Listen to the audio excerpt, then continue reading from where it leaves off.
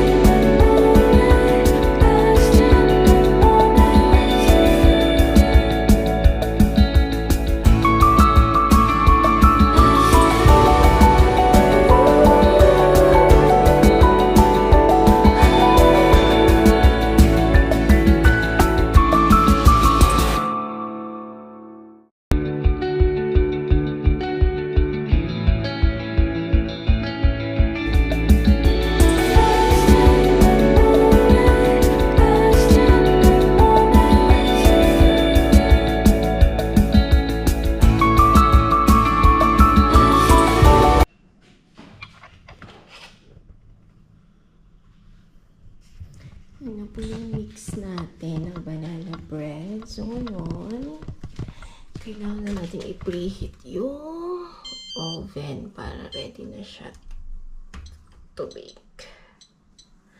Set lang natin 180 degrees Celsius in 42 minutes. Then, wait natin mag-init siya para mailagay na natin yung mix. So, ayun guys, nailagay ko na siya. So, habang inaantay natin maluto yung banana cake, maghugas muna ako ng mga pinagganitan ko. Look. Ito yung pinakaayaw ko eh. Maghugas.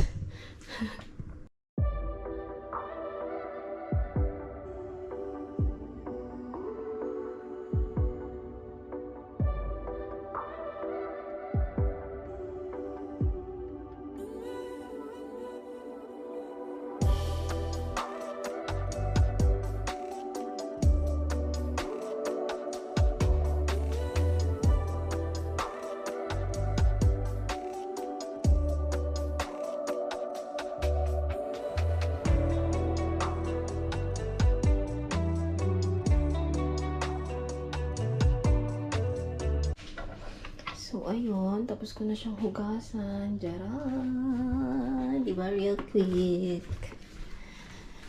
So, yan muna tutuloy natin. Kasi balikan natin yung mga ginamit natin ingredients. Balik natin sa ref. Because, ayan. Okay. Yung iba, ilagay ko na dito sa lagayan ko. Stocks ko yan, guys. Tsaka ito. Ganyan ba? Ito, balik mo na sa ref. So, habang inaantay ko siyang maluto, yung banana ko mag-bake na. Nagluluto naman ako na baon ko. Kuha akong carbonara. For 1 week. Ayan guys. Baked na siya. Finally. Jaran! So, thank you nga pala dun sa mga... Sorry po ang haggard, hindi pa po kasi ako naliligo. My God. Thank you po sa nag-bake, nag-order sa akin ng banana bread, kay Edmond, oh by the way, vlogger po siya. So, please follow his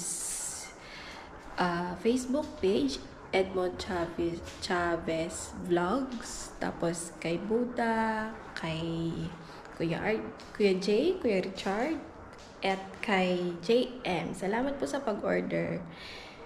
Alam ko nagsasawa din kayo guys kasi basta, di ba kayo nauumay? Pero thank you so much guys sa pag-order, sa pag-support sa aking pinagkakakitaan. Anyway, yun lang. Thank you. Bye!